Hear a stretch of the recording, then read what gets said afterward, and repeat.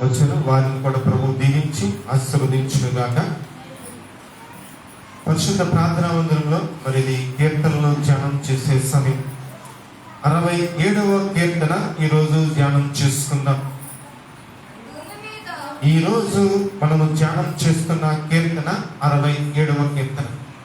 అయితే ఈ కీర్తనకు మూలము పరిశుద్ధ గ్రంథంలో సంఖ్యాకాండము 6వ అధ్యాయము 22 నుంచి 27 వచనాలు దీనికి మూలం.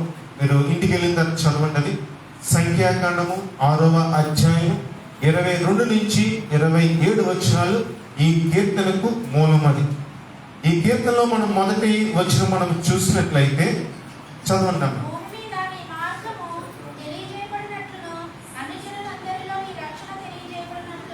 చాలు. మొదటిది, భూమి మీద నీ మార్గము తెలియబడినట్లును అన్య జనులందరిలో నీ రక్షణ తెలియబడినట్లును. దేవుణ్ణి నమ్ముకున్న పిల్లల్ని దేవుడు ఏ రీతిగా ఆశీర్వదిస్తాడు, ఏ రీతిగా దేవుడు నడిపిస్తాడు, ఏ రీతిగా దేవుడు మరి వారిని నిలబెడతాడు అని ఈ కీర్తనలో పొందుపరచబడింది. అయితే ప్రతి ఒక్క వ్యక్తి చేయవలసిందంటే మనము దేవుణ్ణి స్తుతించాలి. మన మీటింగ్కి వెళ్ళినప్పుడు ఒక దైవజనుడు, ఒక ఫాదర్ ఒక జరిగిన సంఘటన తెలియజేశారు. దేవుడు తన బిడ్డలను ఎట్టి రీతిగా ఆశీర్వదిస్తాడో, ఎట్టి రీతిగా నడిపిస్తాడో అది చక్కటి ఎగ్జాంపుల్. ఆయన యుఎస్ఏ నుంచి వచ్చారు ఆ మీటింగ్స్కి. అయితే బ్రిటన్కి చెందిన ఒక మహిళ తను తాను దేవునికి సమర్పించుకొని దేవుని పరిచయ నిమిత్తం యుఏఈ వెళ్ళారు.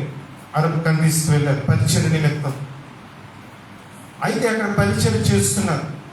ఎంతగానో చక్కగా వాడబడుతున్నారు ఆ యొక్క అరబ్ కంట్రీలో. అయితే ఒకనొక రోజున ఆమెకి ఏ విధమైన ధనము కానీ ఇంట్లో గ్రాసరీస్ కానీ ఏమీ లేవు. అయినప్పటికీ ఆమె ఏం చేస్తుందంటే లేనప్పటికీ ఆమె పస్తు నుండి అలా పరిచయం చేస్తుందట. పెద్ద ఆవిడ ఒక్కతే, వివాహం కాలేదు, తను దేవునికి సమర్పించుకుంది, పరిచయం చేస్తుంది.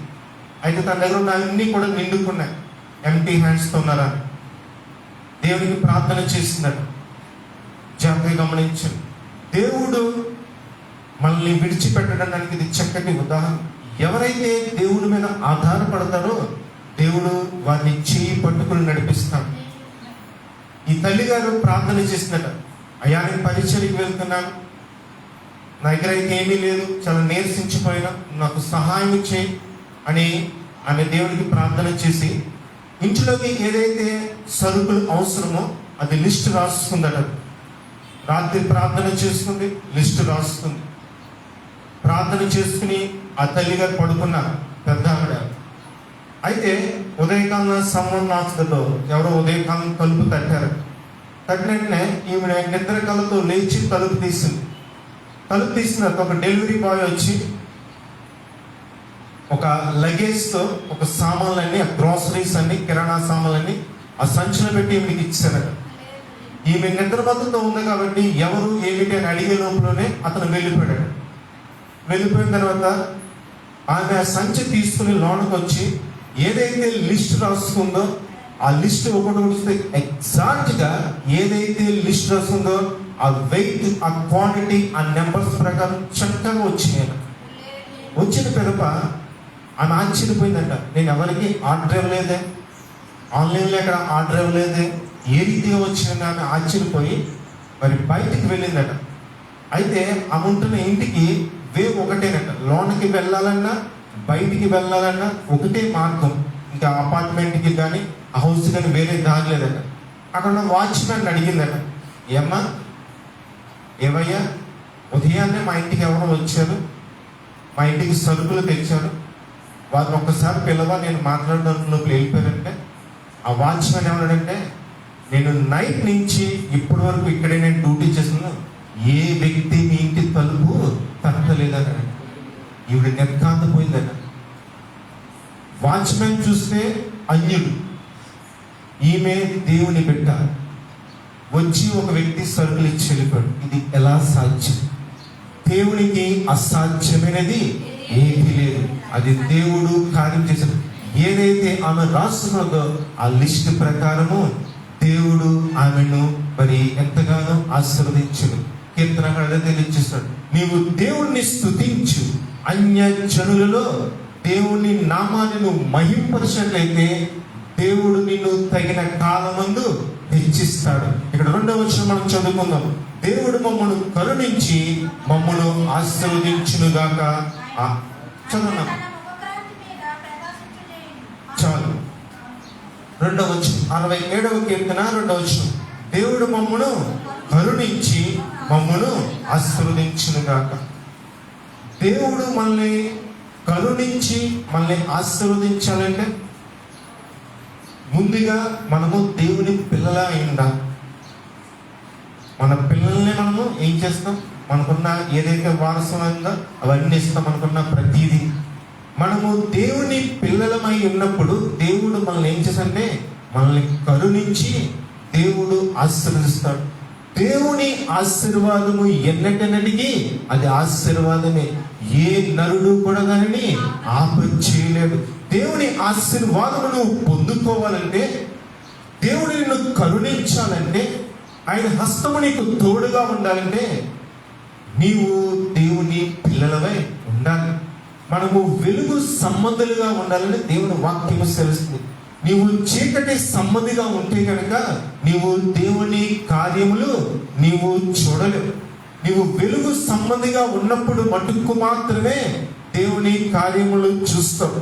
తర్వాత ఆయన తన ముఖ కాంతి మా మీద ప్రకాశింపచేయునుగాక. ఎవరైతే దేవునిలో ఉంటూ దేవుని మార్గములో నడుచుకుంటారో దేవుని ముఖకాంతి వారి మీద ఉంటుందట. వారు దేవుని వాక్యంలో ఒక మాట ఉంది, మా అంతరంగ బాహ్య పురుషుడు దినదినము కృషించుచున్నప్పటికీ అంతరంగ పురుషుడు నూతనంగా ఎంతో బలముగా ఉంటున్నాడని దేవుని వాక్యము పౌలు గారు అంటారు. మనము పైకి నీరసంగా కనిపించినప్పటికీ మన అంతరంగం ఎలా ఉంటుందంటే దేవుని వెనుకను నేను ముందుకు సాగాలి, మోకాలేసి ప్రార్థన చేయాలి, ఉపవాసం ఉండి దేవుణ్ణి నేను ప్రార్థన చేసి అనేకమైన విషయాలు పొందుకోవాలి, అనేకమైన గురించి ప్రార్థన చేయాలని ఎందుకు మనము అట్టి రీతిగా ఉంటామంటే దేవుని ముఖ కాంతి, ఆ యొక్క కాంతి మన మీద ఉంచున్నప్పుడు మనము నీరసించము. నిజమే, భౌతికంగా బలహీన పడినప్పటికీ ఆత్మ ఏముంటుందంటే ఎప్పుడు మనకి ఉద్యోగంగా ఉంటుంది. అట్టి ఉద్యోగము నీ జీవితంలో, మన జీవితంలో కావాలంటే నీవు దేవుని చెంతకు వచ్చినప్పుడు, దేవుని సన్నిధిలో ఉంటున్నప్పుడు దేవుని కరుణ, దేవుని ముఖ కాంతి నీ మీద ప్రకాశింపచేస్తుంది. ఎప్పుడు నీ మీద ప్రకాశింపచేస్తుందో నీవు ఎంతగానో, నీ కుటుంబము ఎంతగానో దీవించబడతారు. తర్వాత వచ్చిన చదవమ్మా.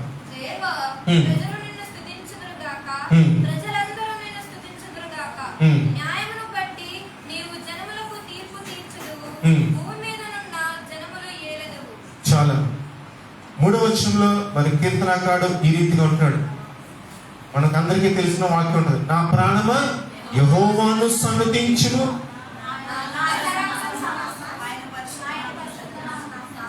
ఆయన చేసిన ఉపకారములలో దేనిని మర్చిపోకూడదు. మర్చిపోయిన వ్యక్తులు దేవుణ్ణి స్తుతించలేరు. కృతజ్ఞత కలిగిన వ్యక్తులు మటుకు మాత్రమే దేవుణ్ణి స్తుతించగలరు. ఇక్కడ అంటాడు, ప్రజలు నిన్ను స్తుతించుదురుగాక. దేవుడు మన పట్ల అనేకమైన కార్యాలను చేశాడు. మీరు చూసినట్లయితే మీరు బయటికి వెళ్ళినప్పుడు ఎన్నో ప్రమాదాలు, నేరో ఎస్కేప్ నుంచి మీరు మిస్ అవుతుంటారు, త్రుటిలో తప్పించుకుంటుంటారు. మరలా దేవుడు మిమ్మల్ని క్షేమంగా గృహానికి చేస్తున్నాడు. దాన్ని బట్టి దేవుని స్తుతించాడు. దేవుడు నీకు చక్కటి ఆరోగ్యం ఇచ్చాడు, దాన్ని బట్టి నీవు దేవుణ్ణి స్తుతించాడు. నీ కష్టార్జితాన్ని దేవుడు ఆశీర్వదిస్తున్నాడు, ఎక్కడ వృధా కాకుండా. దాన్ని బట్టి నీవు దేవుని స్తుతించాడు. దేవుడు నీకు చక్కటి కుటుంబాన్ని ఇచ్చాడు, దాన్ని బట్టి నీవు దేవుని స్తుతించాడు. నీకు ఇచ్చిన రక్షణ ఆనందాన్ని బట్టి నీవు దేవుణ్ణి స్తుతించాడు. నీవు ఈ రీతిగా సన్నిధిలో ఉంటూ చక్కగా సజీవులుగా ఉన్న విధానాన్ని బట్టి దేవుణ్ణి స్తుతించాలి. నీవు ప్రతి విషయంలో కూడా దేవుణ్ణి స్తుతించాలి. న్యాయమును బట్టి నీవు జన్మలకు తీర్పు తీర్చుదు. దేవుడి గ్రంథంలో ఒక మాట ఉంటుంది, మోసపోకుడి మనుష్యుడు వెక్కిరింపబడడు, నీవు ఏ పంట విత్తుతావో అదే పంటను కోస్తా ఉంటుంది. దేవుడు న్యాయాన్ని బట్టి తీర్పు తీరుస్తాడు. సన్నిధిలో ఉన్నారు, ఒక్కొక్కరిది ఒక్కొక్క రకమైన ఆలోచన ఉంటుంది.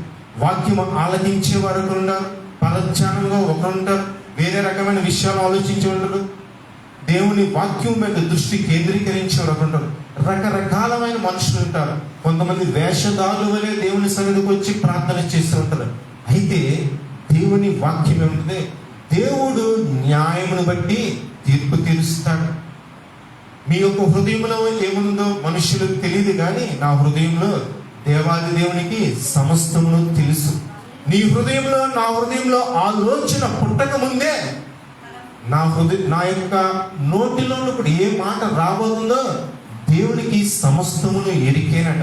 నీవు ఏం మాట్లాడతావో, నీ నడవడికి ఏది, నీ చూపు ఏది, నీ యొక్క ప్రతి విధానము దేవునికి తెలుసు. నువ్వు తల్లిదండ్రులు మోసగించవచ్చు, నీ తోబుట్టును మోసించవచ్చు, లేదంటే నీ పిల్లలకి నువ్వు అన్యాయం చేయవచ్చు, కానీ దేవుడు న్యాయవంతుడు.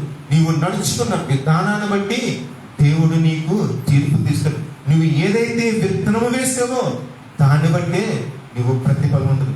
నువ్వు వేసిన దాన్ని బట్టే నీకు పంట వస్తుంది. కాబట్టి న్యాయాన్ని బట్టి దేవుడు తీర్పు తీరుస్తానంటాడు. తర్వాత వచ్చిన చదవండి, 4-5 వచనాలు చదవండి.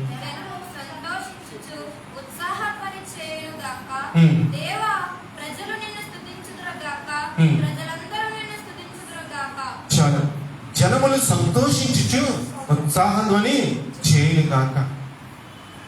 ఇశ్రాయేలు ప్రజలు మరి బానిసత్వంలో ఉన్నప్పుడు మోషే వారిని ఐగుప్తు నుండి వాగ్దాన భూమికి నడిపిస్తారు. ఆ నడిపించే క్రమంలో ఎన్నో అవాంతరాలు, ఎన్నో అడ్డంకులు. మరి ఒక సమయంలో అయితే ఎర్ర సముద్రం వారికి ఎదురవుతుంది. మోషేను దూషిస్తారు, మోషేను తిడతారు. అయితే మోషేకి దేవుడు తోడుగా ఉండి దేవుడు మోషే చేసిన విన్నపమును ఆలకించి ఎర్ర సముద్రమును 2 పాయలుగా చేస్తాడు. అప్పటి వరకు మోషేని దూషించిన వ్యక్తులు, నిందించిన వ్యక్తులు మరి సంతోషిస్తారు. ఎందుచేతంటే దేవుడు అక్కడ గొప్ప కార్యములు చేశాడు. జనములు సంతోషించుచు ఉత్సాహధ్వని చేయనుగాక. దేవుడు మన పట్ల చేసిన కార్యము, ప్రతి ఒక్కరి జీవితంలో దేవుడు ఎన్నో కార్యములు చేస్తాడు. నువ్వేం చేయాలంటే, మనం ఏం చేయాలంటే అది అన్యజనులకు తెలియచేయాలి. నీ జీవితంలో దేవుడు చేసిన ప్రతి కార్యమును నువ్వు ఎదుటి వారికి పంచుకోవాలి. దేవుడి వాక్యం అంటుంది కదా, సర్వలోకములకు వెళ్ళి సర్వ సృష్టికి సువార్తను ప్రకటించాలి. నీ జీవితంలో ఏదైతే కార్యం చేస్తాడో ఆ కార్యం నువ్వు అన్యజనులకు తెలియజేసి, దేవుడు నన్ను ఈ రీతిగా నడిపించేటప్పుడు నీవు వారి జీవితంలో మరి ఏదైనా ఒక విత్తనం వేయడానికి ఒక ఆస్కారం ఉంటుంది. వారు మరి దేవుని సన్నిధికి రావడానికి ఒక మార్గము సుగము చేయడానికి దేవుడు నిన్ను వాడుకోవచ్చు. కాబట్టి దేవుడు నీ జీవితంలో చేసిన ప్రతి కార్యమును నువ్వు ఎదుటి వారికి పంచుకుంటూ, నీవు ఏదైతే దేవుడు నీ జీవితంలో చేసిన ప్రతి విషయాన్ని బట్టి నీవు దేవునికి ఉత్సాహధ్వని చేయాలి. దేవా, ప్రజలు నిన్ను స్తుతించుదురుగాక, ప్రజలందరూ నిన్ను స్తుతించుదురుగాక. ఆలోచించగలను.